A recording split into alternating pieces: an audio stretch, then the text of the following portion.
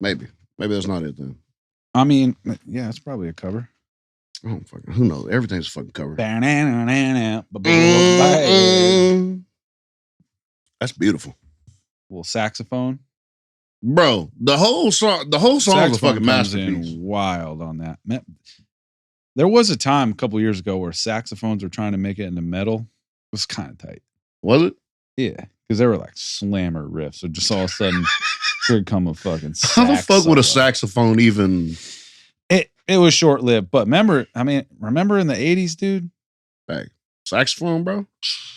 Shit made a nice little era. Things were, I mean, they had it in fucking pop music. It was in fucking, I think it fucking hip hop, right? It was in all kind of shit, bro. Huey Lewis. The yacht rock. Huey Lewis. Fucking saxophones. Huey Lewis had some. Come on, bro. Huey Lewis got jams. Is he still alive? Huey? Yeah. Oh, yeah. I don't know if he's doing well, but. Well, who knows? He did well. Huey Lewis is 74. 74? What? I actually thought he'd be fucking older than that. Really?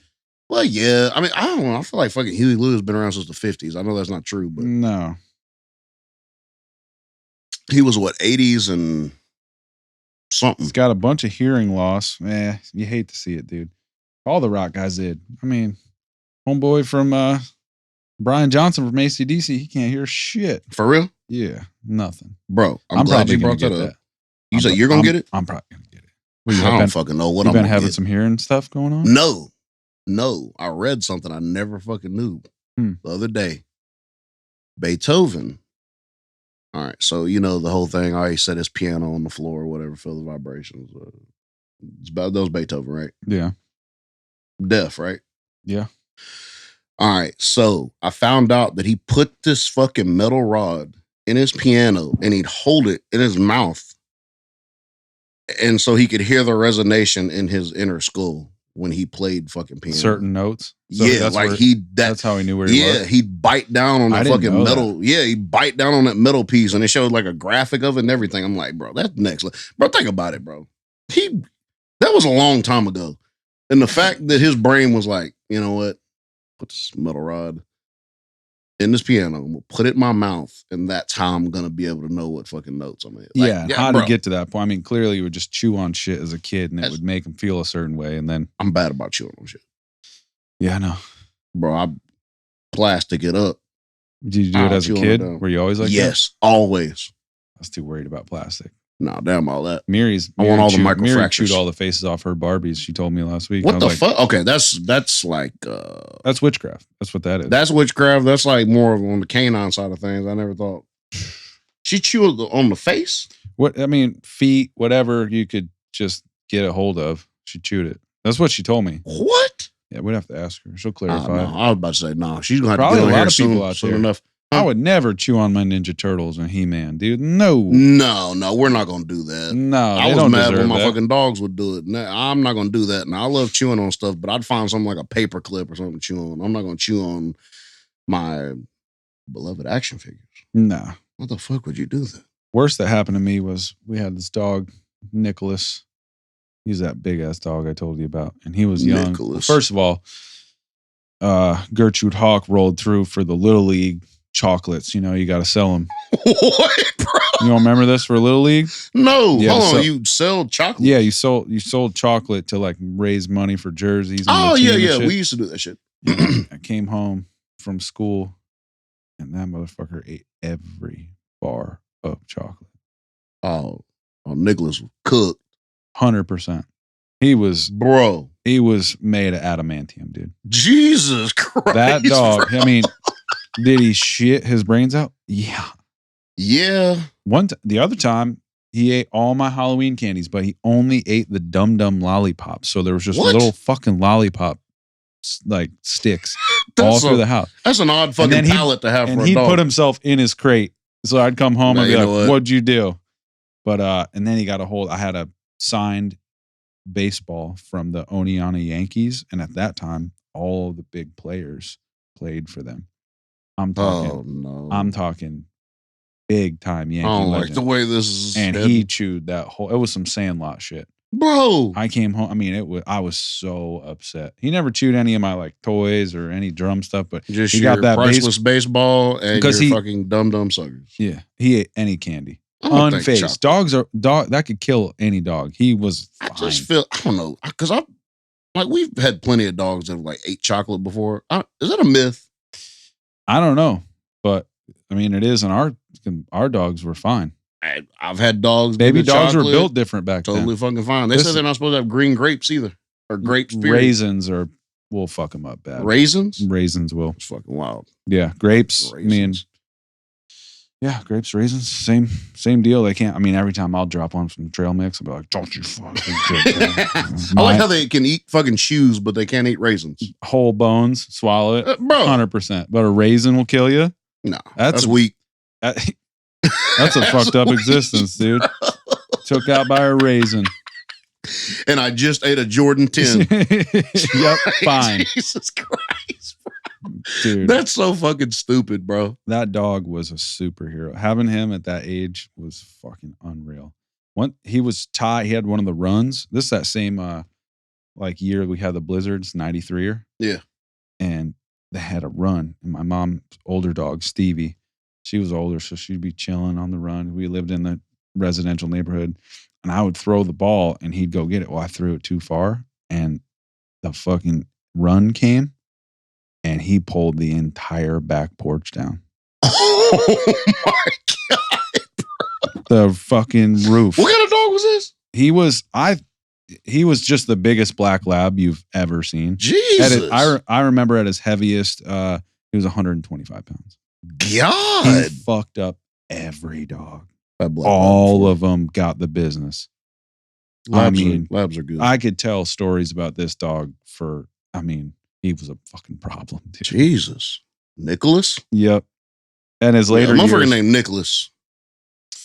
Yeah, man. He's an issue. His later years, my mom owned the bar. My mom had to take a fucking Post-it note and stick it to his forehead that said, "Do not feed him Slim Jims."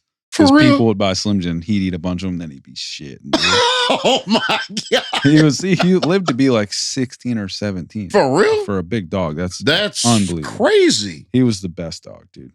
I'd ride him. When I'd come home from school, I'd get on his back and he was a horse.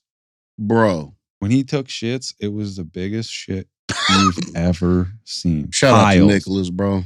My cousin Chelsea, we'd come home from school. She lived next door, and you walk in the door, you smell it, and I'd be like, "This is gonna be an afternoon." Jesus, you got the dustpan out, scooping. Oh yeah, like a damn horse. He was a horse. Yes, bro. Yeah. God, man, he got ornery, and there'd be drunk people over. Like, I want to pet the dog. I'd be like, "Don't get near that dog. He doesn't want to be around you. That's why he's not."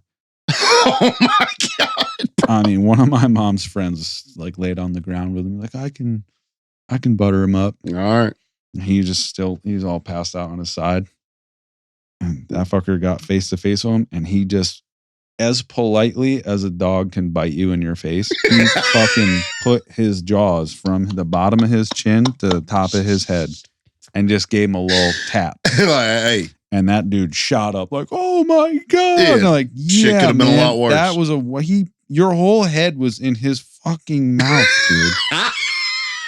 He was letting you know, beat it, bud. You're about to catch all this doing business. That shit in the middle of somebody sleeping. You never get face to face with any fucking dog. No. Especially a strange dog. Especially a giant dog who clearly doesn't want to be around you. That dude is so lucky he didn't get his whole shit. Oh, yeah, he could have got it. You seen, like, bro, there's been some bad fucking dog bites I've seen before. Like, shred your whole shit. Yeah. When you see him in full raw power, it is. I mean, there was a Great Dane that lived next door, and he folded that fucking thing like a pancake. Jesus Christ. I mean, that dog was enormous. And he walked away. We were like playing ball, and the dog came up all, "What's up?" Yeah. He like went and got his ball and started walking back towards us, and that dog like got up in his fucking ass. Oh yeah, and he turned around just like this one does. Got up underneath him and leveled him. I mean, fucking dog's legs were in the air, and then he came back. The dog came back for more, and then he grabbed it by its back leg and just started just gnawing, death rolling it, bro. to where I was like, that dog's fucking legs gonna come off. Oh yeah.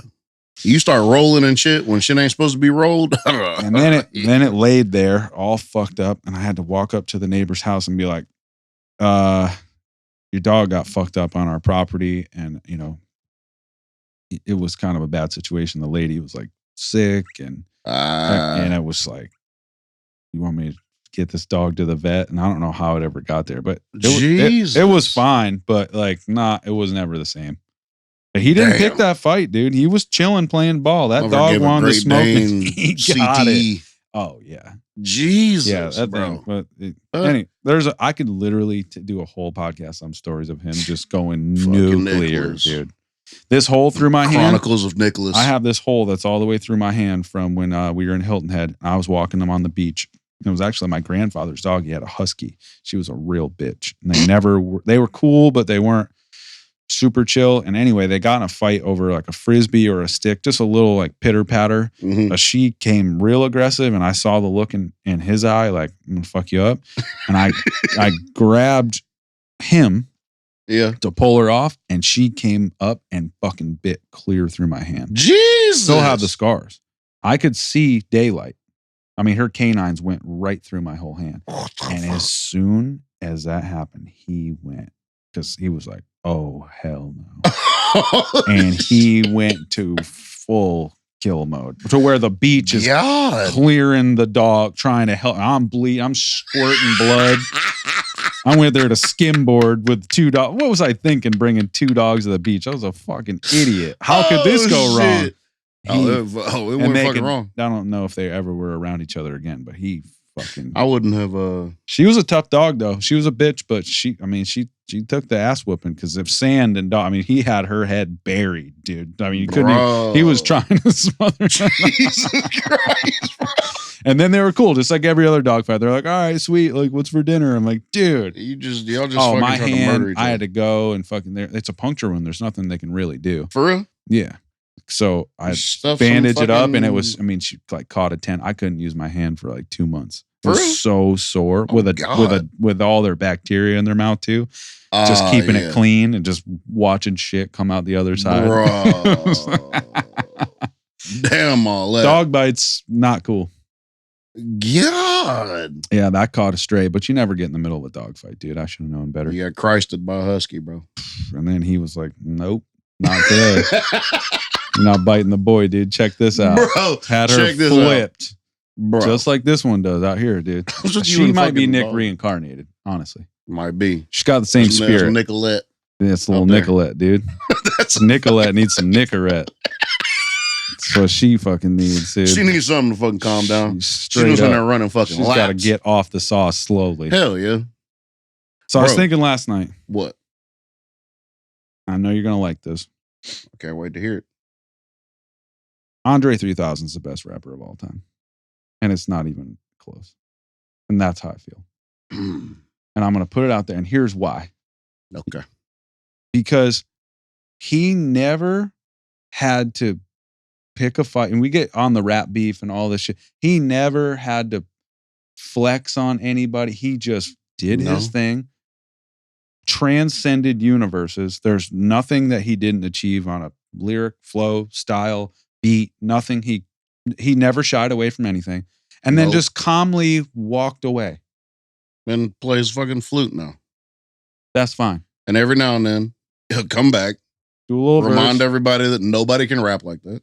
It's just, and also the musicality of it. That's the other thing that people, it's not just about precision and, that's thought-provoking. Like the way his voice is and how he knew it and he could weave in and out of things is there'll never be anything like that again. It can never happen. He has this conversation, like he literally just having conversations with the universe every time he fucking raps. That's all.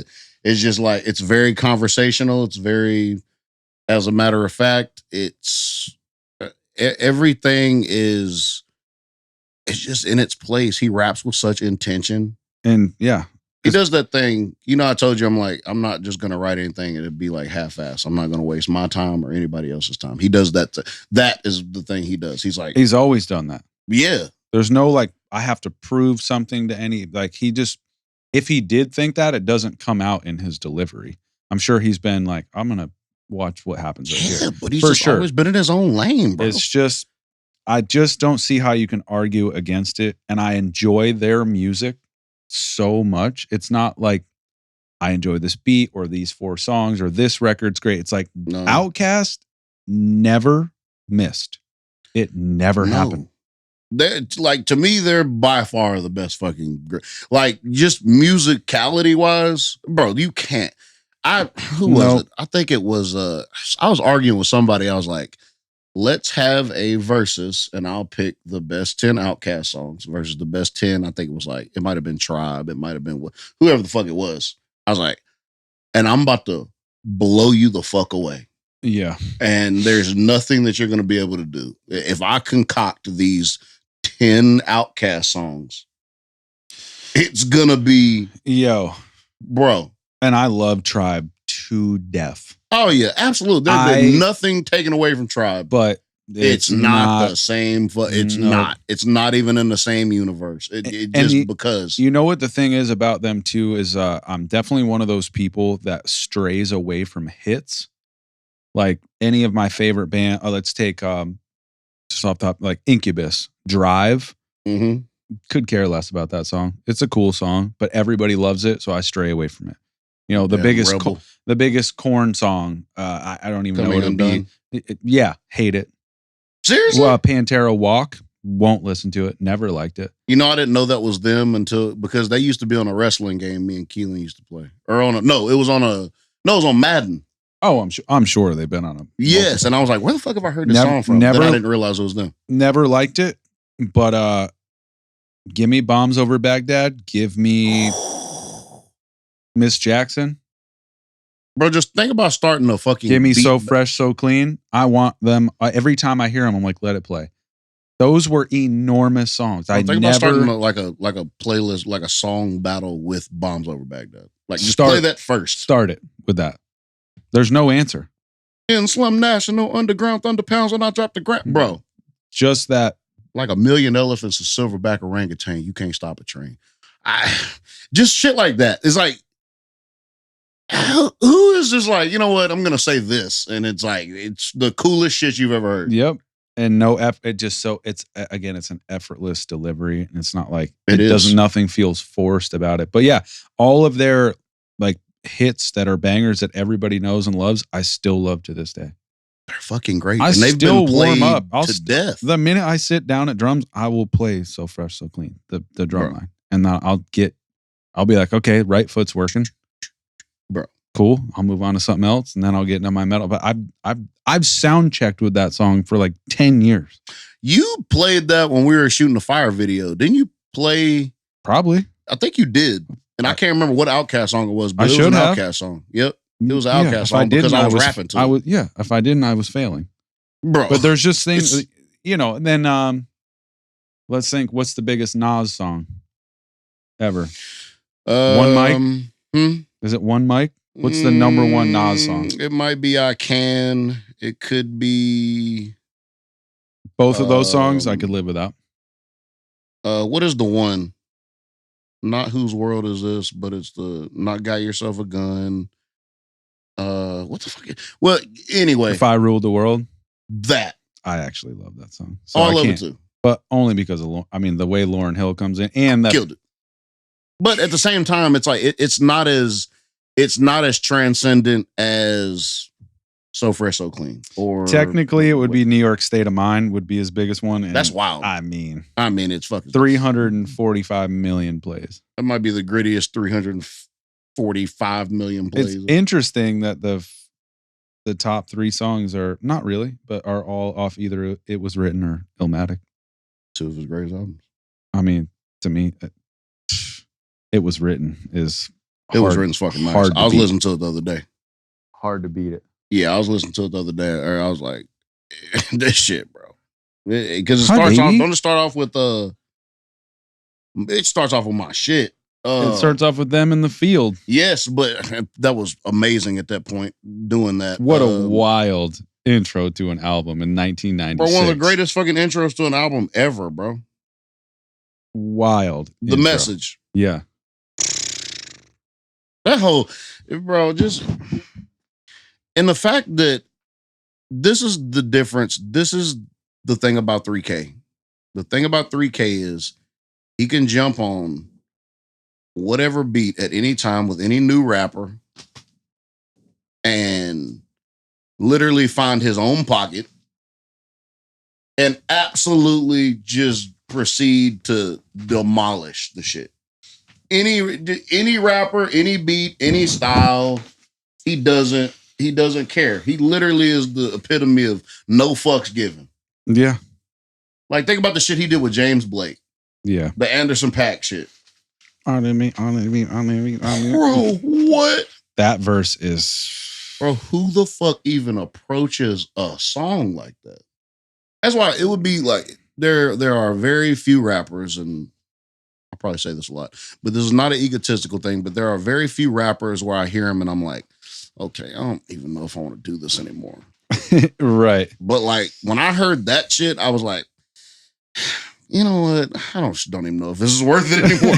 Keep writing, bro. Didn't he do that one song with Tribe? What? Kids. Is that what it was? Yeah. Kids. Bro. That record's pretty underrated, man. That last Tribe record that we got it from here. Thank you for your service. One that came out in 2016. Yes. Very underrated. I don't know if I heard the rest of it. I can't remember. I'm glad De La Soul got its fucking, like, where they're able to put their stuff back on. Kendrick killed that verse too, but it's fine. We go. I'm not doing this. I'm just glad that you said somebody else is great other than fucking Kendrick. Okay, hold on. Well, you said it. You know, in truth, that's not how. I don't think Kendrick is the end all be all at all. Because without 3 Stacks, there's never a Kendrick. No, not even. And he's the first to say. He will say that, absolutely. And I know you do not like this person, but without him, there'd be no Kendrick either. It's not that I don't. I just don't like the tone of M's voice. Yes. That's literally all it is. Well, everything else is. I'll take it back then. Look, to all the Eminem haters, there would be no fucking Kendrick if it wasn't for him. No, there'd be no. I mean, there wouldn't be a lot of shit. No, M's got a lot of babies. Yeah, that people don't really want to fucking admit to. But then they get lost. A lot of them's not mainstream. I guess Kendrick will probably be the one that's the most mainstream. Cole's probably a little M offspring at some point. He's a lot cooler with his delivery, but he's got the internal rhyming. Has Cole ever talked about his influences like directly? Because it is hard to pin. Like, I can definitely hear M a lot in Kendrick. Oh yeah, just the sharp, like the rapid, the fire, staccato, like that whole thing, the different voice, like that whole thing is him. Even in Meet the Grams, I felt like that was a total ode to M. Yeah, that was an Eminem thing to do. Meet the Grams was a total, like, you took a dark turn and an Eminem like energy. Yeah, like the way he served the beat, the whole how he approached it. That all was fucking it. As soon as I heard it, that's why it's my favorite one. I mean, in a way, we could attribute that entire thing to the way that Eminem dusted MGK, because he didn't need to do that. No, he did. And motherfuckers piss me off because they're still like, "Whoa, MGK." That's an insane take. Let me tell you something. You turn fucking Kill Shot on one time. Go ahead and watch MGK's new video, and then let me know if M coming at him didn't affect him severely. He made the motherfucker switch identities. Yeah, you got Megan Fox. Cool, dude. You sold your soul because you got your shit pushed all the way through your spinal cord, and now you're not a human being anymore. Bro, as soon as you hear I had to give you a career to destroy it, you're done. Just go home. You're done. That's it. You don't even have to say anything. There's no coming back from that. Bro, he had when so that many happened lines and you sent it to me, I was like, all right, but that's the same way I felt when Kendrick dropped Not Like Us. I was like, all right, this is so over that I feel bad for Drake. I didn't know. It was never like a feel bad thing. Mine was. It was unnecessary. But I enjoyed it because I didn't like Not Like Us when it first came out, and then I didn't really have a fucking choice. But nobody did. No, God knows, it's fucking stupid. No, I just think I was glad to hear the back and forth from too top tier, because this is the thing about it is like now, especially now, mainstream rappers don't really want to get in that because they're afraid it's going to hurt their brand and this, that, and the other. And honestly, it is. As much as, you know what I'm saying, like whatever, you know, people got to say about Drake or whatever, they both went in pretty fucking fearless, like according to their statuses, bro. Like they put it all out there as far as that goes. Like I will say, I will give Drake credit of doing that. He didn't have to do that. Well, not only did he not have to do it, but I feel like he had a lot more to lose. Yeah. And he did lose. So he learned. And I think now he lost culturally. Yes. Now, if he was a different rapper at a different status that didn't have all the hits and the pop stuff and all that, that actually would have destroyed his career. For sure. Nokia broke like streaming numbers, by the way. It's fine. So I said it'll never. Bro, female fan base, you're always going to win. But he did lose. If he was any other, you know, if let's say he was an up and coming rapper, I don't know even one to pick off the top of my head right now, but that they would be dropped off their label and done. Oh, absolutely. If that had happened to them. There's just a whole different thing that comes with Kendrick, or not with Drake. As far as he just has the whole other fucking utility belt full of shit that he can do. Yeah. So you're right. It's a built-in safety blanket. Yeah, because he's always going to have the pop shit in his back pocket. He's always going to have the female jams in his back. That's just what it is. That's why even when shit started looking real fucking dark for him and everybody was like, his career is over. I'm like, no, it's not over because I know how shit works. Female, like, okay, hip-hop head females, yeah, they probably care about that. But like the regular consumer that just listen to Drake before they go to the club and shit, and after they fucking leave, they don't give a fuck about no damn battle, bro. They don't give a fuck about none of that. And they're the ones that spend money to go to these concerts and to stream these songs and to do this. That's why I said it's not really gonna fucking matter. Now, the people who love hip-hop and love fucking rapping, we know what's up.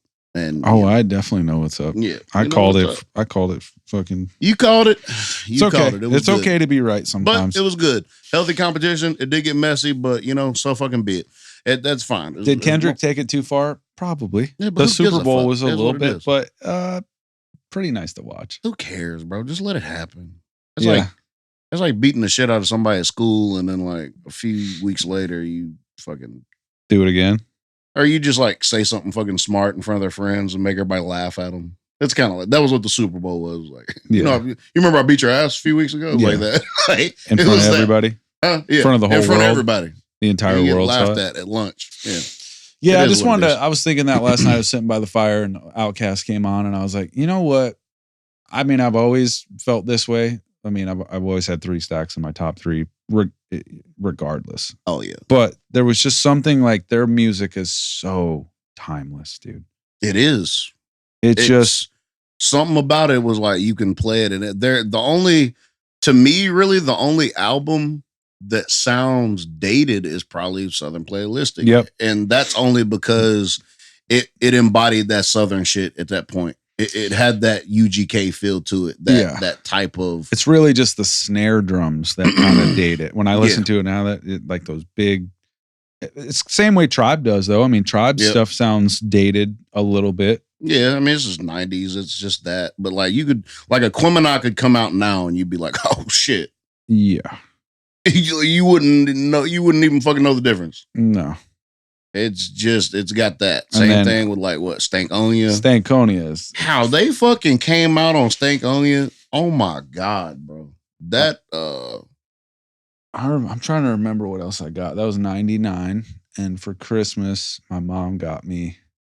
It's crazy how you remember this. She got me like a snowboard jacket, which was the most 90s snowboard. It was like light blue and reflective. Hell yeah. And I was like, sick, Mom, thanks. She was pumped about it. I immediately went, go wear I was just ripping in a hoodie. I was ripping slopes on a hoodie. She was like, why don't you wear that jacket? And I'm like, I think I grew out of it already. She's going to hear this and be like, fucking jacket was so expensive. Thank you for trying. It was good. But of course, she got me some banger records. And I think Stankonia was definitely one. Yep.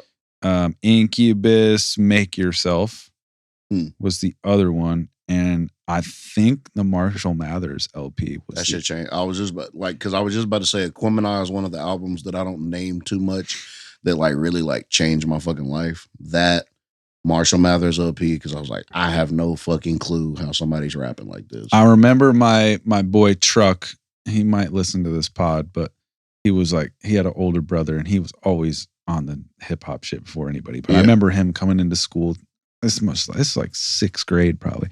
Me and you, your mama and your cousin. And I was like, what is that? And he was like, fucking Outkast. You don't know who that is? And I was like, fuck no. What is that? I mean, bro, I had no idea what he was even talking about. And when that fucking drum, the drums hit on that bit. Cadillac, dog, that whole, bro. I mean, I remember going to his house and just being like, yo, what? We were playing NBA Jam. He fucked me up bad. Just Outkast on. I was just like, this is pretty cool. Pretty cool time we're having. Bro. And he was like a super good basketball player. He's a bigger kid. Yeah. And he was fading motherfuckers, dude. Man. Big Truck, dude. He was awesome. Truck. Still is awesome. That's the boy. Shout out Truck. Thanks for putting me on Outkast back in '96. Man, changed my guy's life. I wasn't ready for it, but bro, nobody. Well, and it just kept on getting better and better. Like Jesus Christ, bro! Like y'all got 8 singles an album. It's like, what the fuck are we supposed to do with all? Yeah, this, even bro? The interludes are sick. Bro, you don't even skip those. You don't skip nothing. Their whole record is like they still made albums to be listened to in totality. When they made The Whole World. And the whole world, nothing where you, bro. I've never heard nothing like that ever in my fucking life. I didn't like it at first because I was like, "What are they doing now?" Bro. And then at the end of the song, I was like, "Oh wow!" It's because I'm like, who the like? I was like, I've never heard anybody rap to something like this ever, and it was just this pocket, and it was so fucking dope. The fucking video was dope. Wasn't it like a circus theme or something or some shit? I know you like to think, yo, shit down and that came. Oh, they was out of here. After that, left Earth, bro. And that's them with a foot out the door, being like, "This is gonna be over soon." Like, literally, their last fucking album, and you make that, bro. Most people are like, "It's been a good run. We made our money." Cool. Bro, they made Roses, Hey Ya, and The Way You Move, and just left. And never came back. And then I think I read somewhere that Andre said, it was either 2011 or 2014, they did one show, and they had in-ear monitors, and they weren't working well, and he just didn't like the way it felt. And the show sounded amazing. I've watched videos of it. And he was like, no, I don't want to do this live anymore. Like, I just didn't like the way that felt. And they just never did it again. This fucking guy. I would give almost anything to go see Outkast live right now. Bro.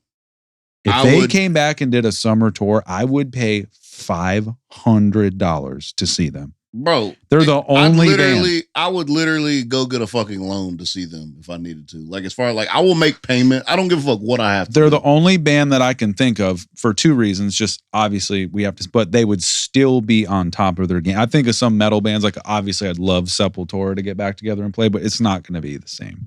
They're older. They don't have the juice. Like, it's not going to be them in 96. So Outkast right now would still be, imagine them with the fucking production that they could have. It would be you would seriously feel like you're getting abducted by aliens. The live fucking, bro. Oh my God. If for some reason they could just hear, please guys, just do 10 shows. 10 shows. Give me an album with 10 songs, bro. So please give me anything. Anything. Just do 10 shows. You're playing Switzerland. That's the only show you're doing. I guess we're going to Switzerland. We're going to Switzerland, bro. That's what's going to happen. Do you know think about how fast that fucking show would sell out? It would sell out in probably 5 minutes at most. Bro, at most. Yeah. As soon as they, bro. They might be the only band that I can think of off the top of my head that would have that much power with young people and our generation and obviously older heads too. Yep. They stretch, I mean, Outkast could headline every single festival.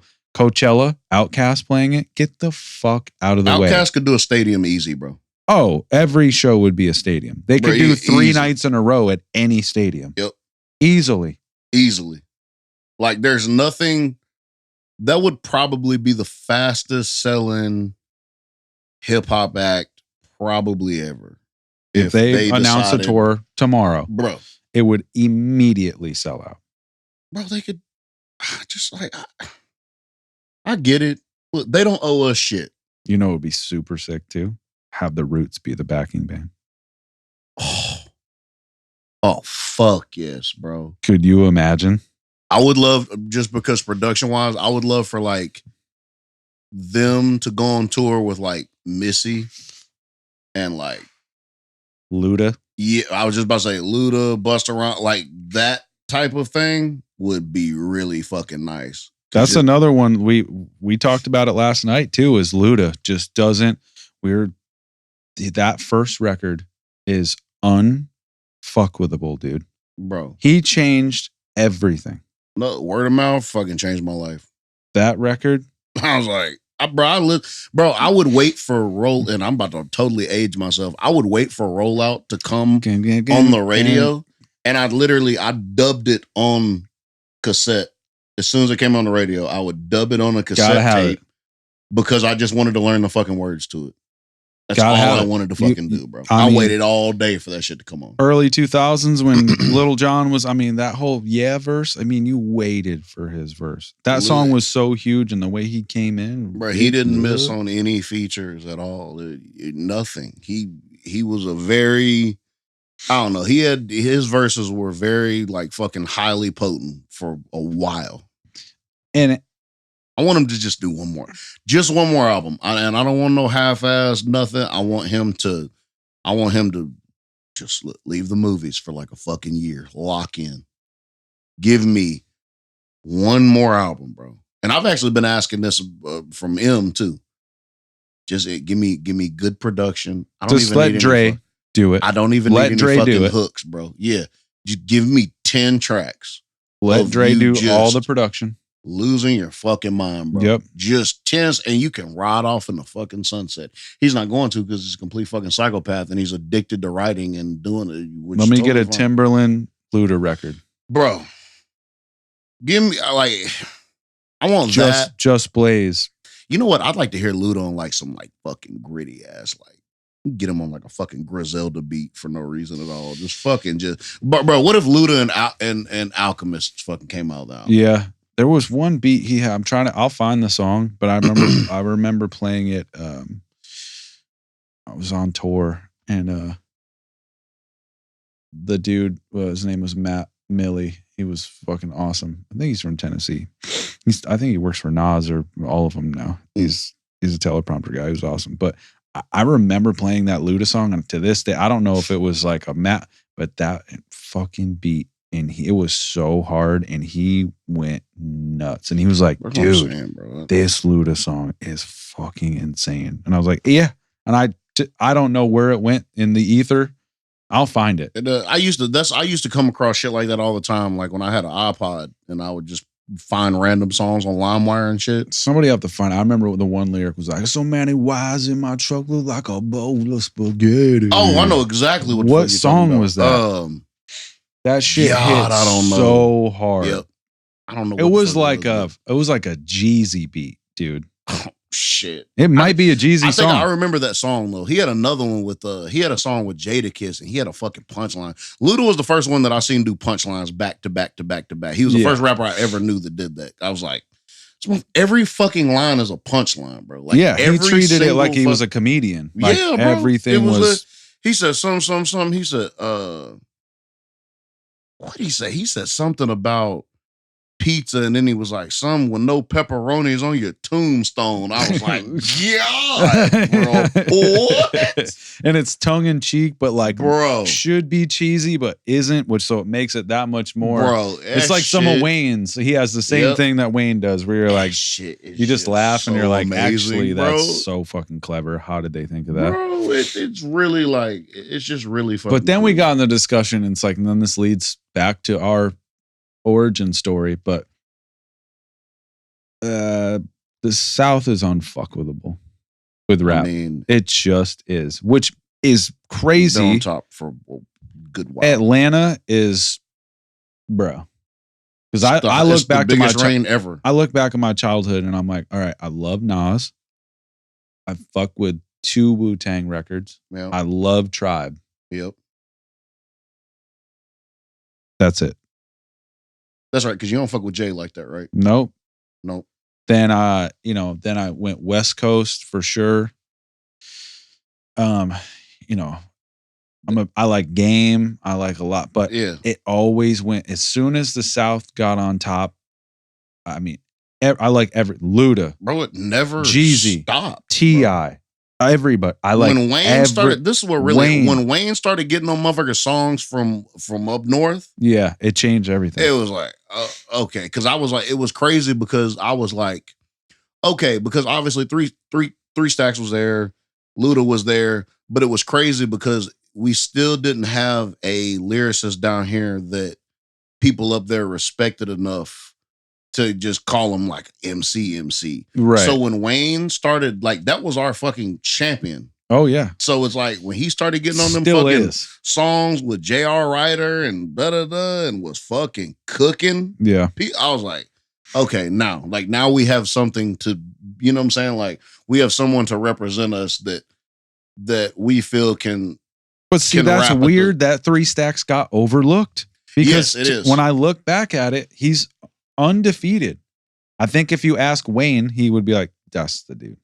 Bro, he's your favorite rapper's favorite rapper. That's probably where that originally fucking came from. So, but I mean, I loved all and still do. You give me a good Ricky song, run it. Oh. Give me a Boosie song. Oh, Jesus. And that, in your categories, Boosie is on the lowest tier that you could possibly imagine. Let's be honest, still better than most rappers for that we grew up listening to. We at home. Like if you're not from this, when you're not from the South, Boosie is who's not the big 3 of New York. Who's beating Boosie?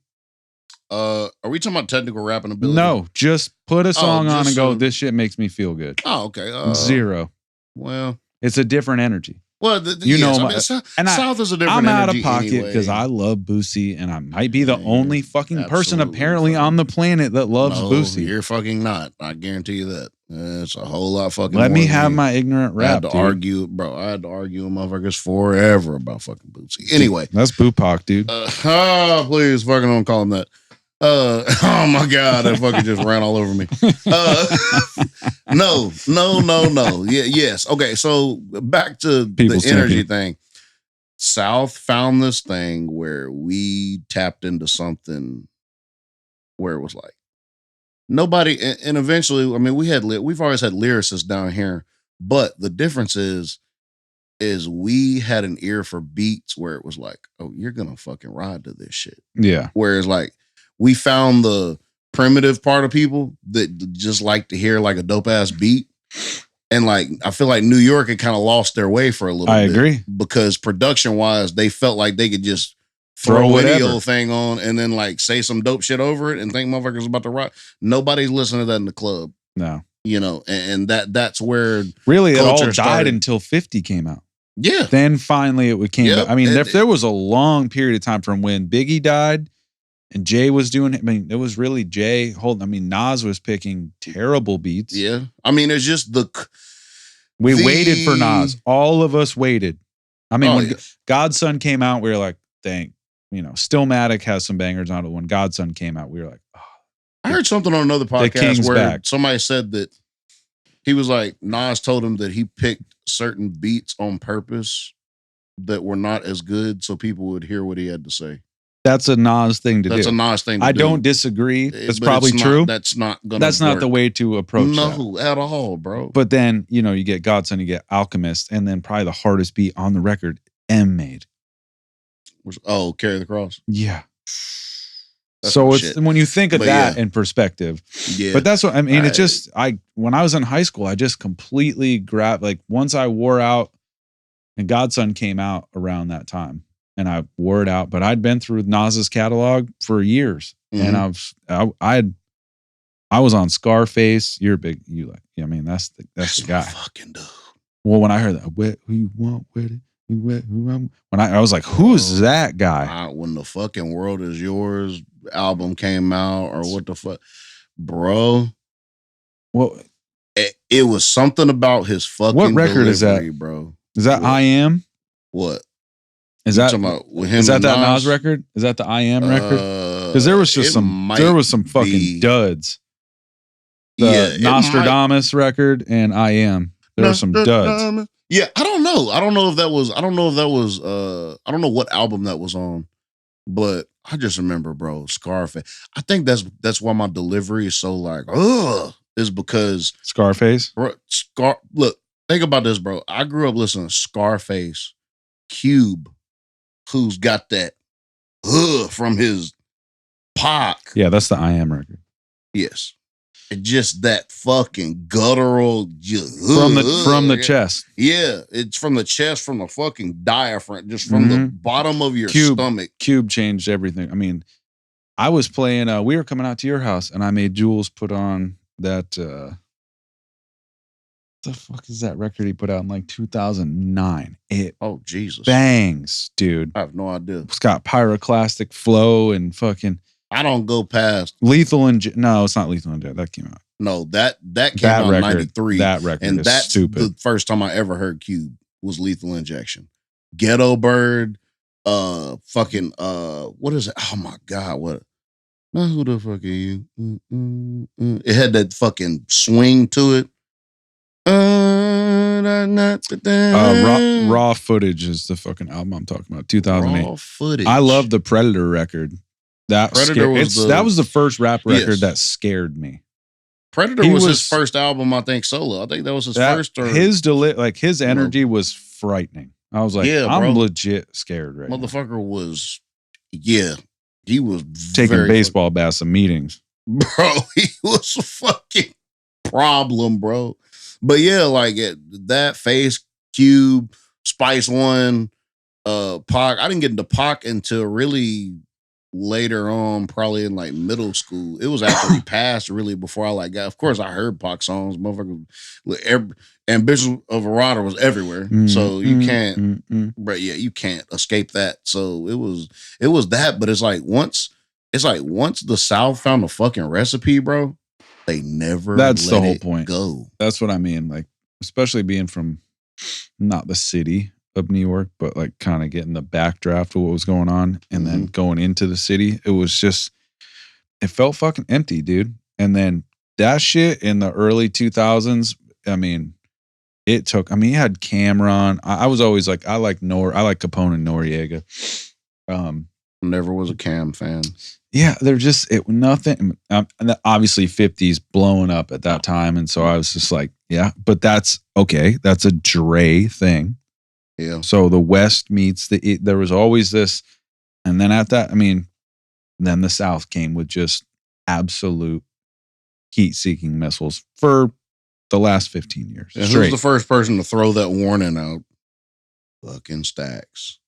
South's got something to say. Yeah.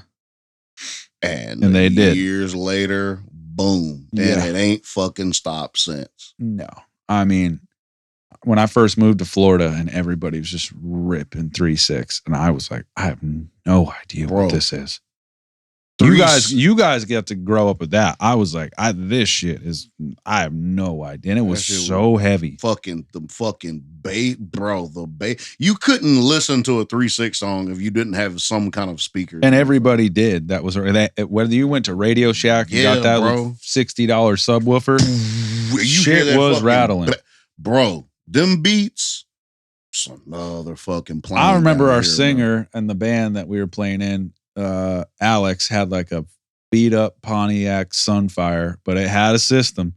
And we'd get done with practice, and here comes 3-6, and then he'd put on fucking Down, and it would be like, bro. And then he'd put on Pantera and Lamb of God, and then back to 3-6 for 7 songs in a row. Bro. It was a roller coaster ride, dude. Hey, the shit, that whole 3-6 shit. That's when I learned about 3-6. MJG, yeah, UGK. God, bro. Did I ever tell you when I decided I wanted to like really like rap is the first I heard 8-Ball and MJG. I remember exactly where I was sitting.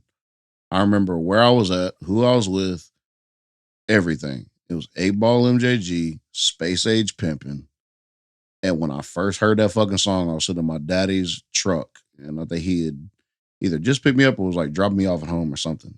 And he played that shit. And as soon as I heard, I'll be obliged if you step outside because my ride is awaiting. I was like, that is the coolest shit that I've ever fucking heard. Yeah. You come out with I'll be obliged if you step out. I was like, okay. All right. I decided right then. I'm like, okay, I want to do that shit. That is exactly what the fuck I want to do. It's that exact fucking moment. I was like. And it's pretty fucking dark lyric. But the way he said it was like a damn vampire at your doorstep. Like, bro, can I come inside? It was just, he was like talking to such a cool, like it was like this whole. I don't think I heard obliged until I moved to the South. Bro. That's a very Southern. I'll be obliged. You can't even say obliged without sounding Southern. No, bro. Obliged. Because my ride is awaiting us. Bro, it was just how he hit that shit. And I'm like, this motherfucker. He's talking so smooth to this motherfucker right now. I'm like, all right, so yes. So it was beat selection for sure, because they can be the smoothest ride and chill beats to the heaviest bangers. Bro, it was the UGK thing, and then the other extreme was 3-6. Yeah. Whereas like Pimp C would make them cool, like rock. Because I remember one of the first, bro, and I probably said this before. I say this when I first remember coming into consciousness thing all the time, because there's shit that I really remember when I first started being conscious of being alive, like actually existing. One of the first songs I ever remember hearing coming straight out of fucking consciousness or coming into consciousness was Pocket Full of Stones. Damn. I got a pocket full of stones. I remember hearing that shit in the car when I first came into that was like one of the first songs I ever remember hearing. That's crazy, dude. Bro. I think mine was Motley Crue. Was it? Yep. I think it was that and Bad Company. Bad Company. It was oh my God. But the drum sound to this day, like that's what I remember focusing on. I was like, this sounds so good. Like it's so comforting, those drums. When you listen to that record, if you listen to that self-titled record, the drums are perfect. But the Motley Crue, I mean, my mom was banging it, dude. And I remember Home Sweet Home, and I was like, it made me feel sad. I didn't like it. I was like, is shit going wrong? And I was like, nah, dude, everything's good. And I was like, you know what, our songs will make you feel different emotions, and you couldn't understand it at the my time? mom was like, I don't know why Home Sweet Home's making him sad, but it is. I think that's that old soul shit, bro. Just something about it. Kid's gonna fuck. Keelan does that. I'll play a certain song and he'll be like, it makes me sad. I'm like, you shouldn't know that yet. You shouldn't fucking know at all. Yeah, that's you know that for a minute. You'd have to decipher that emotion through a filter that's been presented. Bro? Yeah, that Skid Row for sure. A lot of like late hair metal.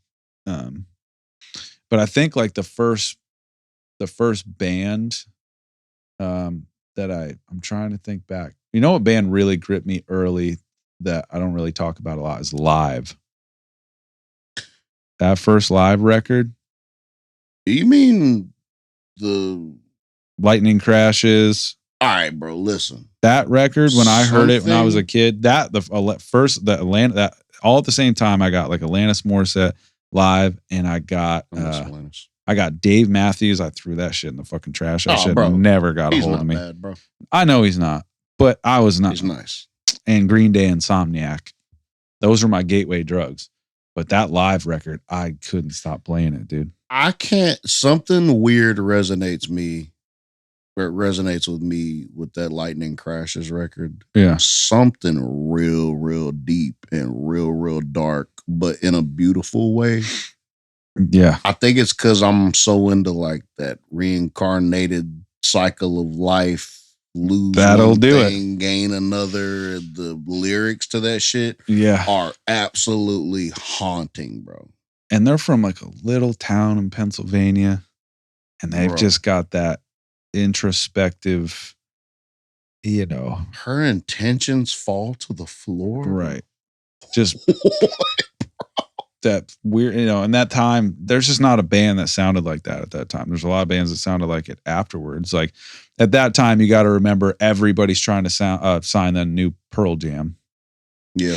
So anybody who went, oh yeah, and he was like, not that. He had a whole, his voice to this day is still so fucking unique, And I've not heard too many other songs from them, but that song has some kind of, I don't know, bro. Like that. Sometimes I'll just put it on and just like fucking just.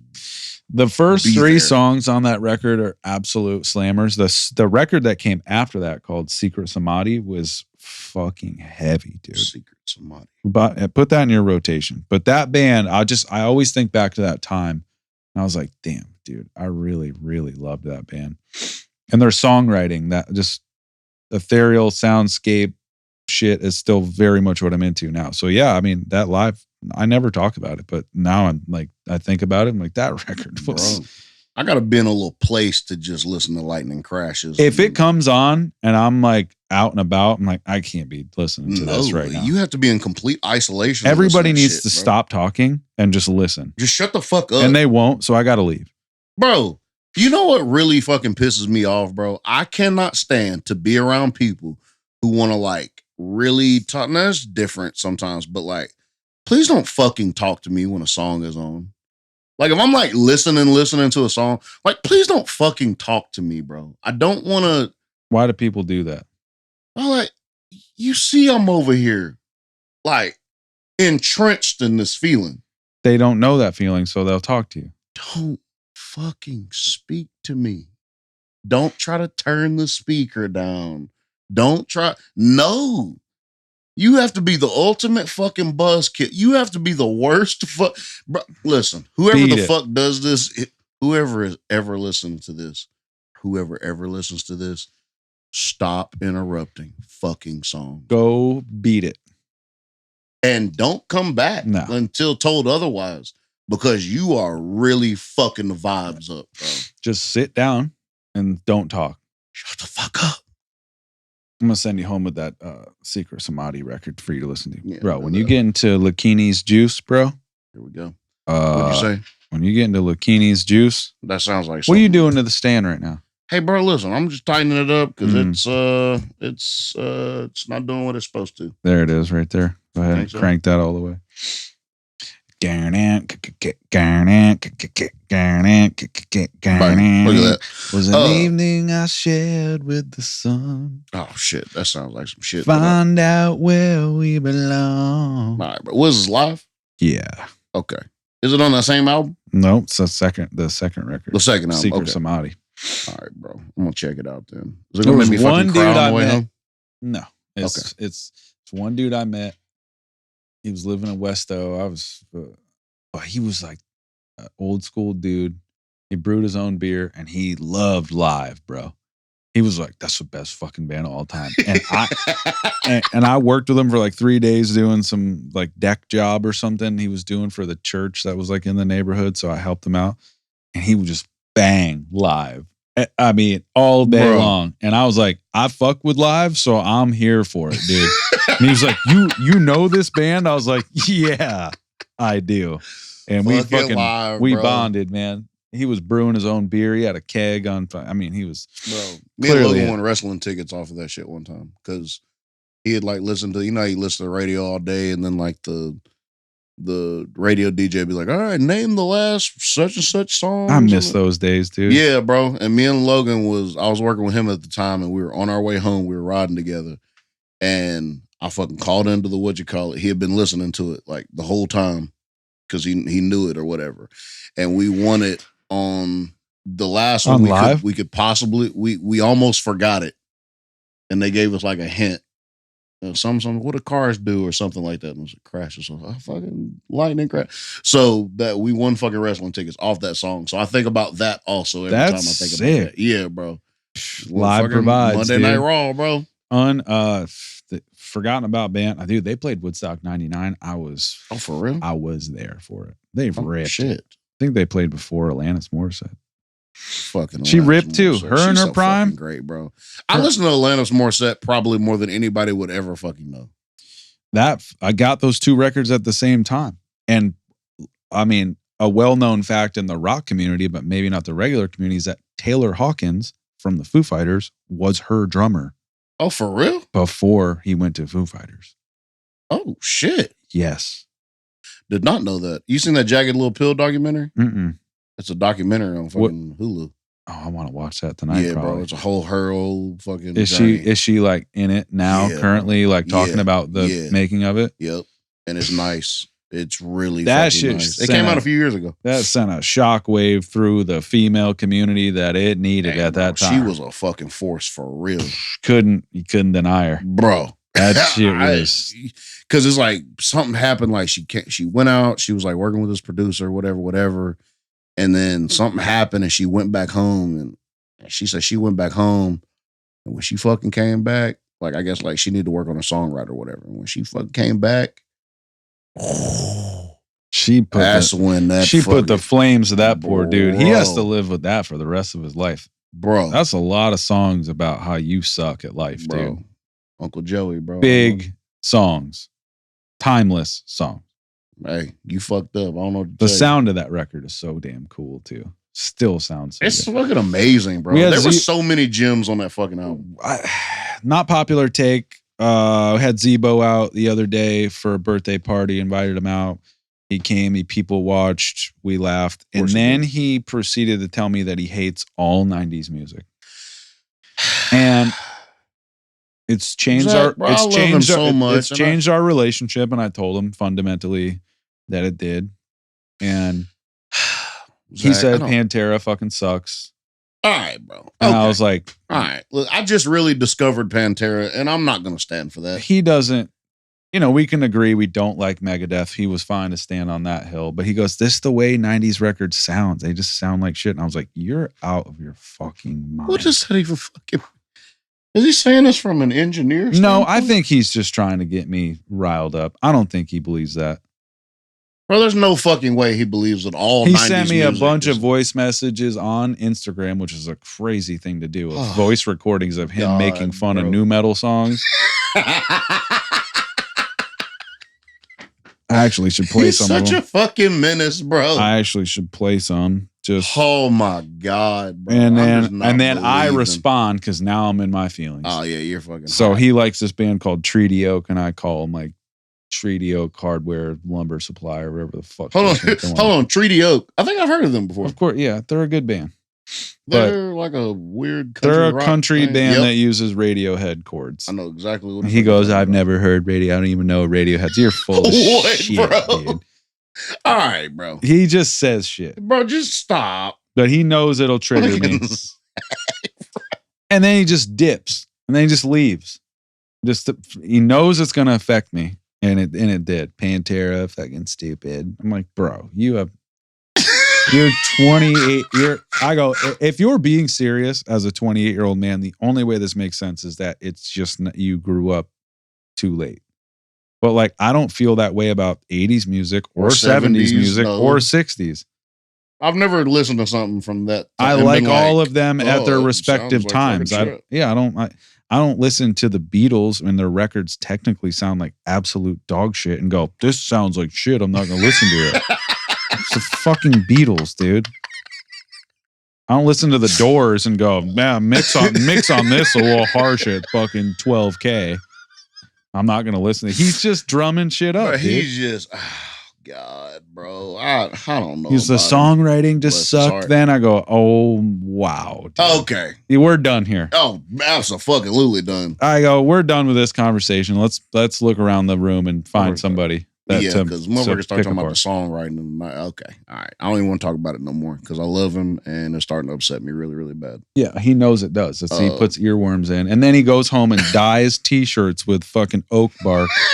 Do you see that post? Yes, bro. Which is cool as shit. Also, what are you doing, bro? Stop with the hate on everything. Just chill, bro. Zach. Go and dye your clothes with natural shit. He's fucking... What a treasure. He is, dude. What a fucking treasure. I'm not gonna call him. We'll call him next episode. Bro, did you see that fucking that flight attendant that got caught? Caught what? She was like smuggling drugs. Actually, hold on, I saved it. A former flight attendant, 21, is facing decades in prison following a $3.3 million bust involving a new drug made of human bones. What are we talking about right now? I don't know. I don't know if they're fucking snorting them, smoking them, shooting them. Where are they getting the bones from? From humans that are no longer here, or people that are just donating their fucking limbs. Is cartel involved in this? Well, they got a pretty good supply of human bones. Bro, I don't know. And drugs to mix shit with. Bro, when I read that shit, I was like, all right, bro. Is that a real article? Yeah. They hit another plane, bro. A flight attendant was smuggling. Which is kind of smart. That, you know. That's fine. We've all seen Jackie Brown. I'm not really worried about that. I mean, if you got the end, do your thing. But human bones? She looked like she was like all right with it. Why human? What about human bones is getting people high? Hey, bro. I don't know. What chemical reaction is that? Maybe they're like cutting it. Like instead of baking soda mixed with cocaine, it's human bones. That seems like a very wasteful commodity. It seems like if they have that many bones. Because I feel like it might be easier to get a hold of baking soda than it would be getting a hold of human bones. 1,000 times. I don't think human bones get you high. No, but what's the chemical reaction and with what that's causing it? I don't know. That's what I'm wondering. Did you send this to me? No, I don't think so. Dude, that's wild. Bro, it's the most wild shit that I've heard, well, at least this week. Well, there was that one dude that, you ever listen to that documentary that the dude who like inherited the crematorium from his dad, and his dad got sick and he like couldn't handle it. So he was just burying the fucking bodies like and leaning them up against what? And he was out in the middle. No, it's a well-known case, and and he was like mentally a little off. So like the one gas dude came to like deliver gas, and there was just fucking corpses. He's got motherfuckers just posted up because you can't burn them. Yeah, because the get it together. Because the burners were down and shit. So burning them is what your issue is, but you'd rather just have them set it up as your fucking audience. And he was just collecting the checks, and people were out there just. What was he just giving them? Like, what the fuck was he giving these people when they came to collect the ashes? Baking soda. Whatever. I mean, know. You know, they ashes. I mean, I don't want to get to people probably feel that, you know, you're getting other parts of other people in those ashes. They're not cleaning the thing out afterwards. I wouldn't think so, but it's just like dogs when you get their ashes. Like, I'm skeptical of that because it's like you could be fucking giving me anybody's dog. Fucking Rover from down the street. Like, just go ahead and throw me in the dirt, dude. No, I think I want to be fucking what you call it? Put into a tree? I want to be cremated. No, I want to be cremated. They can put me wherever you want to. No, I'm not gonna let that happen, dude. No, bro, just fucking put me wherever. No, because we don't know it's gonna be your dust.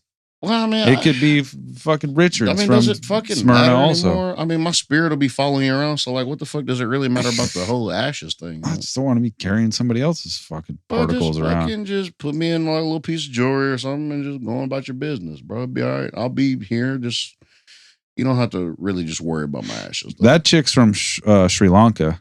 It's a synthetic drug.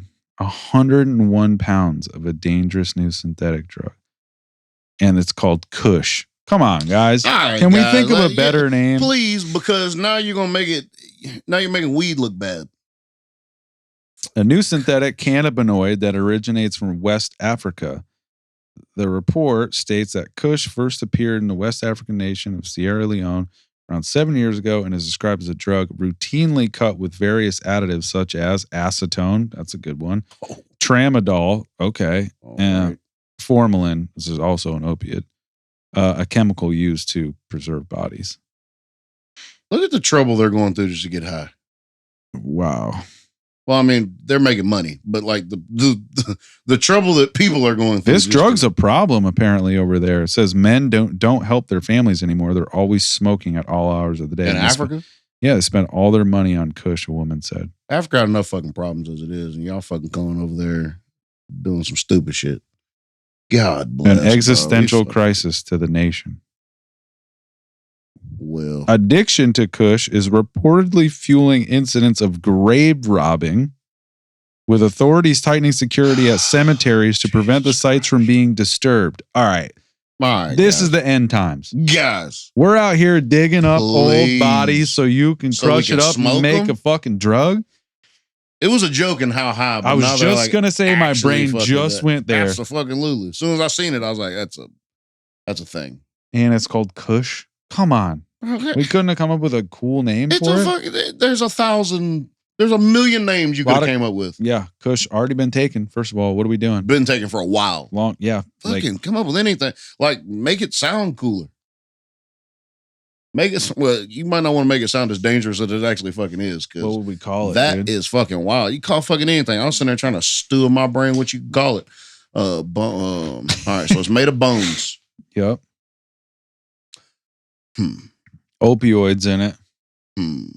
Bone brew. I don't like it. It's Sierra Leone, dude. They gotta call it. Just like, that's Kush. Smoke that. That's Kush. Said it's ruining the men. Just smoke it strictly, right? Yeah. Somebody snorts. Some dumbass snorts it. Oh, why wouldn't you? It's a powder. That's what I'm saying. I don't fucking know. And I'm sure somebody's fucking liquefying it and trying to shoot it and all that. Yeah. All right, they're dying. Ahead. Yeah, put an air bubble in your vein if you want to, motherfucker. We'll see you later. Tramadol's wild. Jesus Christ, bro. Why is this happening? Because people don't like reality, bro. That is exactly why. Because people don't like reality. They can't fucking handle it, which is why they came up with religions, in my opinion. And then, guess what fucking happens? People stop fucking with religions, and guess what they do? They turn to drugs for another escape of reality. And people can't handle it, and so everybody's doing everything they can. The few brave ones will try to fucking commit suicide. Sure, all right, if that's what you fucking want to do, I mean, I'd rather you not, but... Or just deal with the shit and realize, like, just sit in the shit and deal with the shit. It'll get better. And I mean, it's easy for us to, I guess, say that over here sometimes. Like, America's not the worst place in the world. It's probably the top 3-4 best places. But at the same time, there's been people that have came from far worse conditions and came over here and been whatever, or stayed over there. And like, there's ways to get out of shit. Here's the deal. Let's paint the picture. Let's paint it. If you're an addict of other drugs and you hit your low point and you go, wow, I can't believe I'm doing this, or I've isolated I'm robbing people. I've robbed my grandmother's jewelry to get drugs. I robbed my grandmother's casket. What, she had some shit on? No, I mean, that's what they're doing. Oh, no, I'm saying. And if you look at yourself and you're so far down an addiction hole where you're digging up a grave. That's what I'm saying, bro. And you're not far beyond grandparents' jewelry. You're not saying to yourself, wow, I might have to get my fucking life together because I'm digging up a corpse right now. That's a different rock bottom. I still didn't find out in the article why the bones are significant. They must have found something in the chemistry. I'm not really sure. I never did that great in chemistry class. I feel like there's an easier substance that can be inserted over bones. I mean, or you could just not include the bones and see what happens. I wonder if they tried that first. We'll have to. I wonder what step of the process they were like, what'll fucking let's throw some bones in this bitch. It's just, what set this off? That's fucking Aunt Sally. Yeah. And also, you just got some bones laying around to try it? Bro. What are we doing? It's like, let's see what these bones do. Whoa, we get way higher when we put bones in it. Start digging graves. That's what I'm saying. It had to have been one of the first steps in the process, because there's no way that they just landed last on bones. You started adding a bunch. What'd you say? Acetone? Yeah, tramadol, formalin, which is preservative. You're sitting there smoking fucking Aunt Sally and nail polish remover is what you're doing right now. You're just smoking that. I just don't understand it, dude. Damn, she's not a bad looking woman either. They got smuggling. She's made absolutely bad fucking decisions. Oh, the worst. She's facing many years in prison. Dude. Oh, it's a bunch. What are they, like 3.3 million was the fucking bust? Yeah, 101 pounds of it. How the fuck are you smuggling that? I guess in her luggage. That's her fucking check-in. Oh, that's fucking crazy, bro. You never ask why somebody had 101 pound of fucking luggage? Yo, this is nuts, dude. Hey, bro. Humans, man. I still, they're not getting to the bones. Anyway, I mean, hey, bro, look, that's one of them stories you read and you just go about your life because, like, what the fuck? What good is it gonna do to keep asking questions about that? 20 years she's gonna get for that. 20 years? Mm-hmm. Sounds about right. Lock her up forever, dude. You out here fucking taking granny and fucking rolling her up, dude? I was about to say, I don't know if she's doing it or not, but whatever. She knows the damn process. So she's just as guilty as the rest of them. These damn grave robbers, y'all need to find something. That doesn't even seem like it's real. Something serious. That sounds like a dumb video game. It sounds like a fucking movie, bro. It sounds like in a bad movie. A 90s B movie. Not a good movie. I ain't gonna put that on the 90s. I'll say 80s B movie. Yeah. It'd be a sick Tromo film, honestly. A what? A Tromo film. What is that? Like just the crazy gory B rate. Maybe even C exactly. rate. That's exactly what I thought about when you fucking said that too. Yeah. That's so fucking There's some good ones out there. Oh, bro. Speaking of movies, I thought about it. Okay, I told you, I don't know if I told you on the pod or not. We were talking about Tom Cruise, right? We were talking about Tom Cruise on the pod? Yeah, at some point. Maybe. Regardless. Oh, yeah, Interview with the Vampire. Boom. All right, cool. I told you my favorite movie of his was War of the Worlds. I think I told you that, right? I don't remember, but that's a good choice. Okay, yes. But I lied if I did tell you that. Because my favorite Tom Cruise movie of all time, Last Samurai. Dude, I can't believe you're going to say that. I fucking loved Last Samurai. That's like probably in my top 20 favorite movies of all time. It's hated deeply. Why? Because it's the whole Great White Hope. I get the Great White Hope. I get it. But I mean, it's a foreigner in a foreign land. They were the enemies at first. Then he ends up redeeming himself by fighting with them and that whole thing. And I thought that was cool. He should have died at the end, but still. I mean, to be fair, Shogun is the exact same thing. Shogun? Yeah. Then you never saw the new series, Shogun? Oh, yes. No, I started watching it. I haven't finished it, though. Same premise. He comes in. Great White Hope. Yep. I get it. It was just something about that movie was like, it was just like written great. It was beautifully shot. Just the cinematography. Oh, they put the money into great, that. Bro. Oh, bro. It was just so good. And then the fight scene at the end with they going like, bro.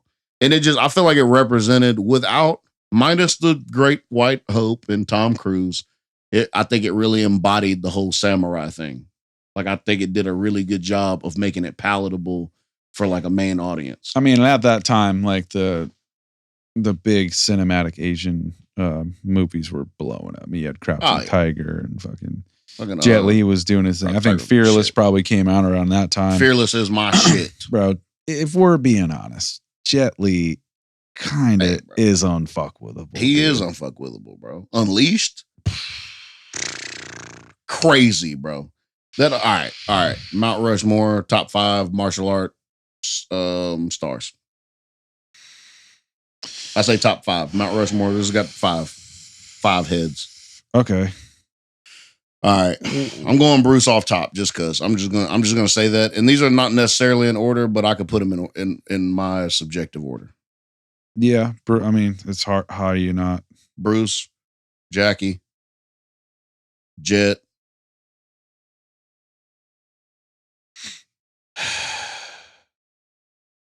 I say Donnie Yen and Tony Jaa. That's mine.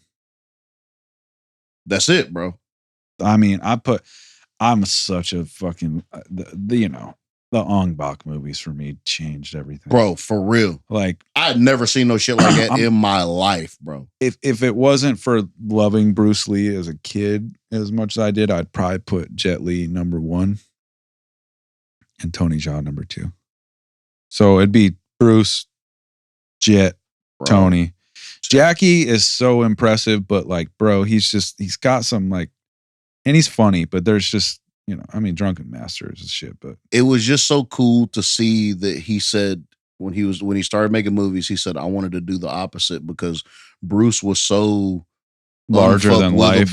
Yeah. He said he wanted to show like the underdog side, almost the I don't know how he's going to get out of this, but he gets out of it somehow. The guy that does kind of get beat up sometimes, but he like always finds his way to victory somehow. Yeah. And I thought that was like a super cool concept because you've never fucking seen that before. And bro, his stunts, bro, you want to talk about unfuckwithable. Oh, yeah. Bro, sometimes probably once a year I'll go and I'll just look at Jackie Chan fucking stunts and I'll be like, this motherfucker, bro. Different. A different level of fucking movie star. Yeah, the Ong Box, the Protector. God, it's such a good.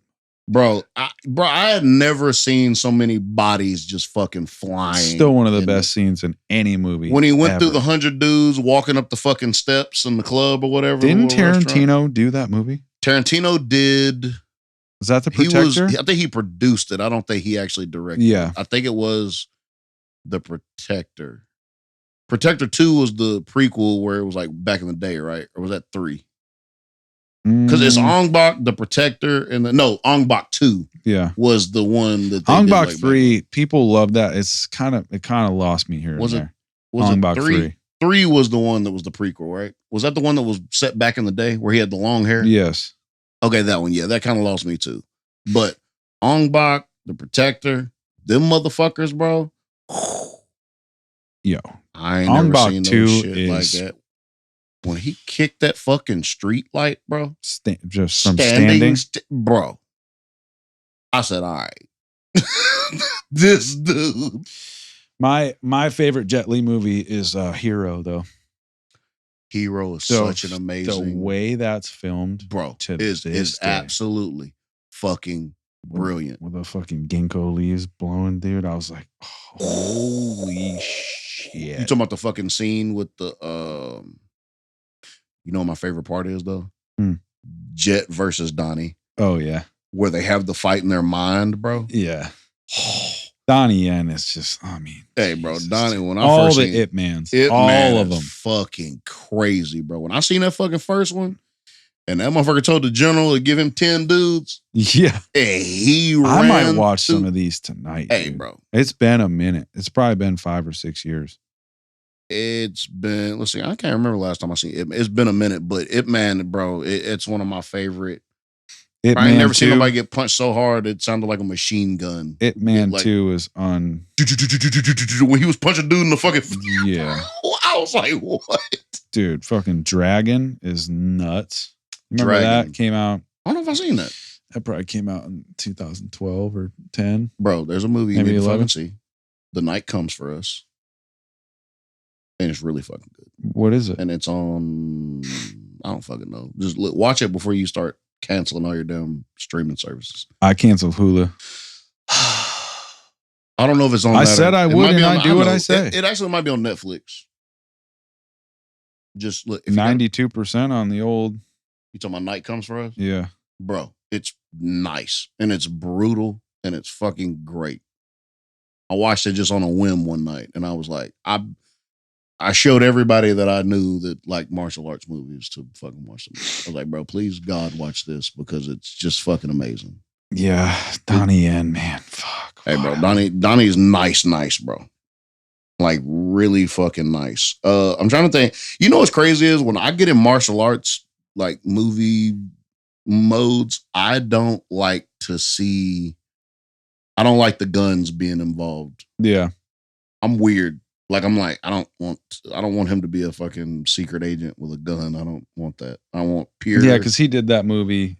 Like he's in a couple movies like that, I think. Yeah, but I don't want that. My two untouchables is Duel to the Death, for sure. What is that? It's China versus Japan, and they're. You've never seen it? I don't think so. It's like a 70s, late 70s. Shit, no. Fingers of and death. Shogun Assassin is the all-time. Oh, bro. Send me some links to that. Because I get in these modes, bro. It's narrated by his child. Because he was the protector of the Shogun. The Shogun goes mad and turns on him, kills his wife, has his wife killed, and he goes on a bloodlust. Oh, shit, and he basically takes the kid and he's just wheeling him through the countryside of Japan as Ronins and everybody's coming at him, and he's just and he's cutting heads off, and blood shoots 50 feet into the air. It's that type of shit. Late 70s. It was banned for a long time. I feel like I've heard of that before. Shogun Assassin. Mm-hmm. I feel like I've heard of that before. Because, I'll be going in, I'm like, top 10 such and such martial arts movies. I do this thing where every year it's like, I'll go through a martial arts film phase where I'll watch a bunch of fucking martial arts movies, and then I'll go through a Western phase where I'll watch a bunch of fucking Westerns. Yeah. And I go through this shit, bro. You'll love Duel to the Death, dude, because it's so... Duel to the Death. It's Japan versus China, the two top sword fighters from either country. Oh, shit. And it's okay. Fucking That's all I need to know. Disgusting. That is all I need to know. I don't even know where to find it. It's probably... It's on fucking something, I'm sure. Crackle. It's on Crackle. Crackle? Oh, that's like the fucking anime. It's free. Oh, no. That's not the anime thing. I'm thinking of Crunchyroll. That's a app? What? Crunchyroll? Yeah. Yeah. Oh. It's for anime. That's where I was watching Dragon Ball Z at. Because Mickey's like, you watch Dragon Ball Z, bro. I mean, I've known about Dragon Ball Z forever. And I know kind of like the story, whatever. Oh, it happens once a year over here, a whole marathon. Does it for real? Oh, Mary fucks with it? It doesn't stop. Yeah, she knows. She grew up with it. First off, it doesn't stop playing. It's brutal. I was about to say, a fucking marathon of Dragon Ball Z, bro, it's going to take you a whole fucking year. Oh, I mean, takes you a good fucking minute. There's 47,000 seasons of it, bro. It's wild. So me and Keelan had started it, and we got through like right after Goku and Vegeta go at it for the first time, and Vegeta escapes off the planet. Goku lets him live or whatever, and then we never went back to it, only because there's just other shit going on. But when we was laying on the couch the other day, and he was like, we never finished watching. I was like, what? He's like, Dragon Ball Z. I was like, well, that's going to take probably 6 fucking years, but we'll fucking get to it. We'll try. And there's so many like spinoffs of it. That's what I'm saying. And I had to ask Mickey, I was like, bro, all right, what's canon and what's not? I need to know this stuff because I need to fucking I'm real funny about like canon shit. Like I need things to be in order, not necessarily like sequentially, but I need it to be like, I want to make sure that it pertains to the main storyline. I don't want to be just off multiversing. No, not in that. I don't want to deal with that shit. So I don't know, but yeah, bro, I'll be getting into my martial arts shit. Send me a link to that. I'm sending you Shogun Assassin because it's on Prime, and that to me, fuck yes. I was so obsessed with that back when I was like 19. I mean, we sampled it and records and shit. For real? Yeah, because it's the kid's voice. My father's killed many men. Oh, and it starts like that. It's creepy. I'm about to steal that shit. I'm about to use that shit. We might. Hey, I think we did. When I was in No Morta, our buddy Igor, I think he cut one of the scenes to our music video, and it never got released. Oh shit! And he like nailed it. It was sick. Bro. Him and I sat for like 2 days at his house, and he did that shit. Another one you need to listen to or watch, Rurouni Kenshin, and I will send you the what you call it. I need to catch up. Bro, all right. So it's a cartoon, right? But I just randomly watched they have like 3, 4, 5 live action movies, right? And I fucking and they're good. Oh yeah, production's good. Yeah. Oh hell yeah. I watched them on Netflix or whatever. I started with like 1, 2, and then like the third and the fourth one were on like some random anime. It might have been on Crunchyroll or something, but it was basically like the third and the fourth one. They just couldn't be found. They were only on that app. They're live action, but they were just on that. I'm so out of touch, dude. I got to get back. I think I needed this. I didn't know I needed to get back into this. I started watching the cartoon after I watched all 5 movies. Keelan was even watching the shit, and I'm talking about they call this motherfucker the Butcher. They call him the something, but the show is called Rurouni Kenshin, and it's basically. He's a reformed, like he used to be a fucking absolute killer during the war. And then when the war ended, he was like, well, I guess I'm done. And so he carries around a sword, but the edge is on the back because he doesn't kill anymore. He made a vow not to kill anymore. So it's a reverse edge sword. So when motherfuckers try to kill him and all this, they're like, your sword's reversed. You're such and such. And this motherfucker goes, but he'll fuck him up, but he won't kill him. But there are prequels where he is. Oh, where he's things are dark. I'm talking about, bro. It reminds me of that Kyoto shit that you was telling me about. Yeah. Because he's in this he's in this fucking room. They got him tied up. Boy, when he comes out them damn, when he comes out the bro, blood is everywhere. Yo, send that. I need you to send that. I'd actually rather you watch that series before Night. Actually, either way, I got really time. want you to see both of them. Yeah, Night Comes for Us, and then watch fucking Rurouni Kenshin. I'll send you the link. When I get in these modes, Miri is like, "Oh fuck yeah, dude!" Oh, you know she fucking loves. Because I'll get obsessed, and that'll be every night we're watching something. Bro, but beautiful. she's way. I mean, she watches that shit to go. I mean, she'll watch Dragon Ball to go to bed and shit. So she's she knows everything. That's why I'm a fucking Avatar. Okay, I see it now. Shogun. Yo, all right, cool. Go ahead, watch that. Shogun Assassin. That's, dude, it's like late 70s, early 80s. The production is stupid good. Bro. Everything's animatronics and real. And for real? Oh, yeah. It's just a different time. Fucking Tarantino. He's out there. Head cut off. Blah. Blood. That's where Tarantino got all that shit. That's fine. From those movies, yeah.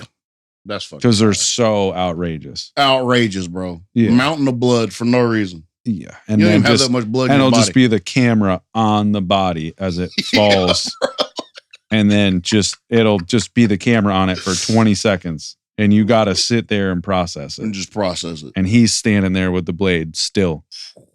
No, nobody moves, great, and you're like, "Is the movie fucking skipping? Is it stuck? What's going on?" Bro. No, you got soaked in. That's just you having to sit with the moment of the gravity of the situation that just happened. They just don't make them like that.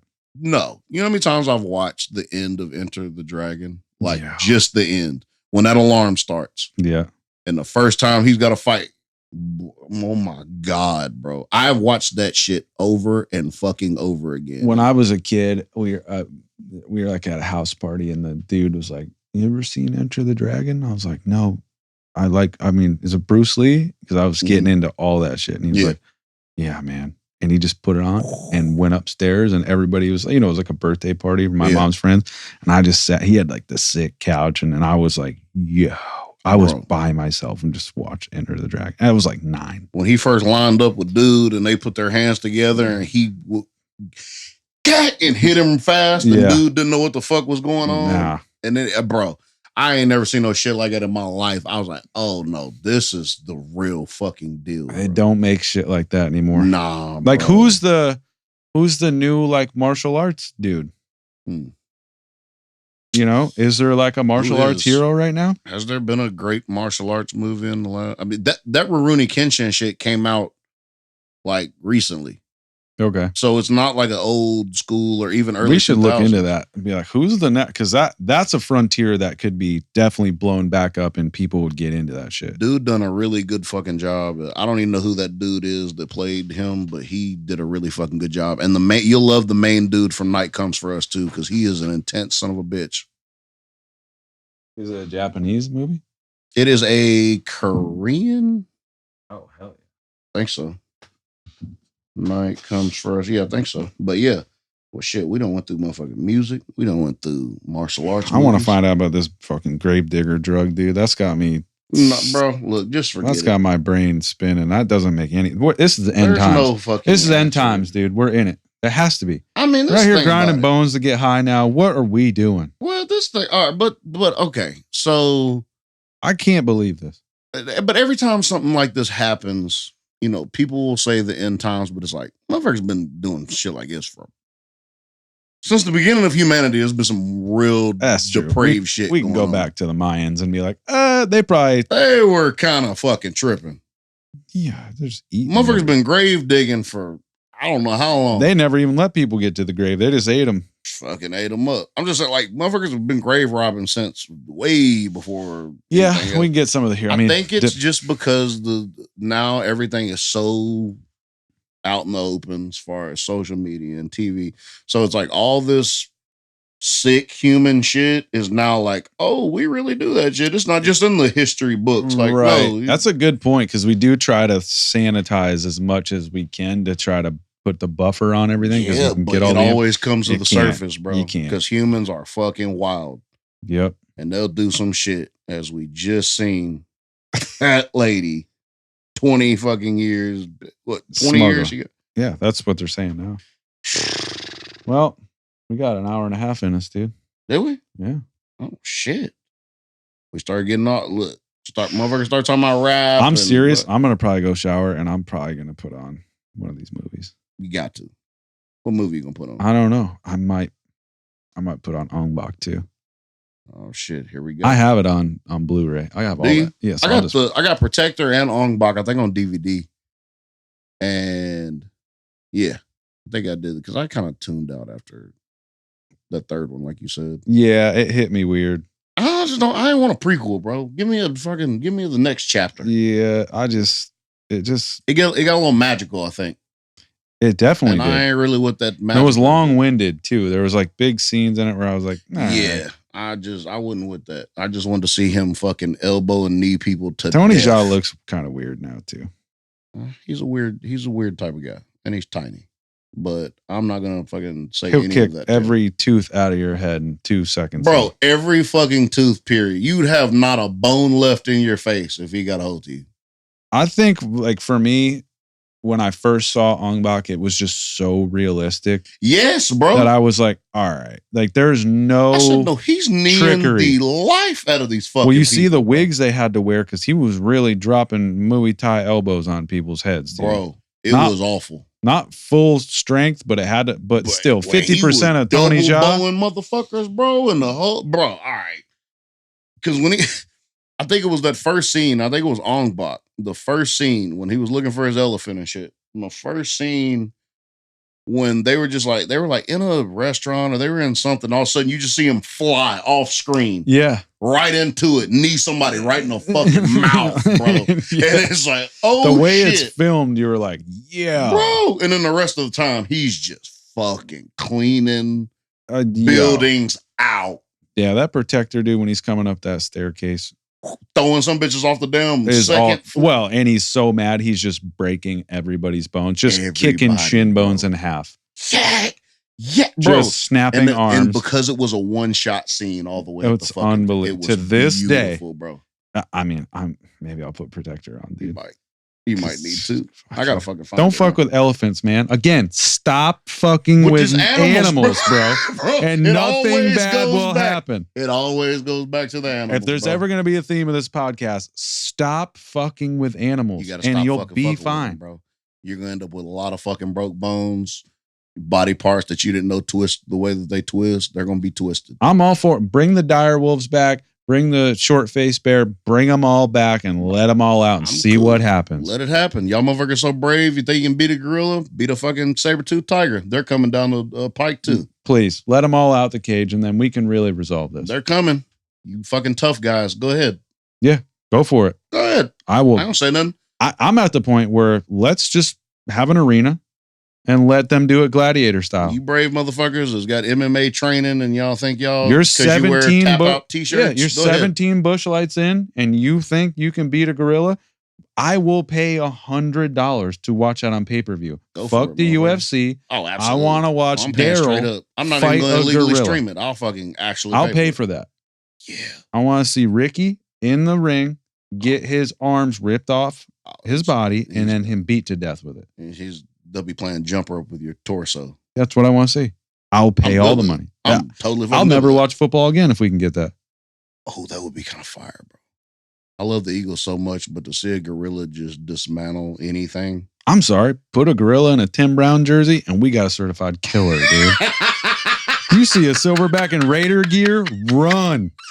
You're about to die for sure. I'm good on that, bro. I am good on that. Y'all are going fucking 17-0 that year. All right, dude. Absolutely. All right, guys. Till next time. Moon, Wolvie. Peace. Out.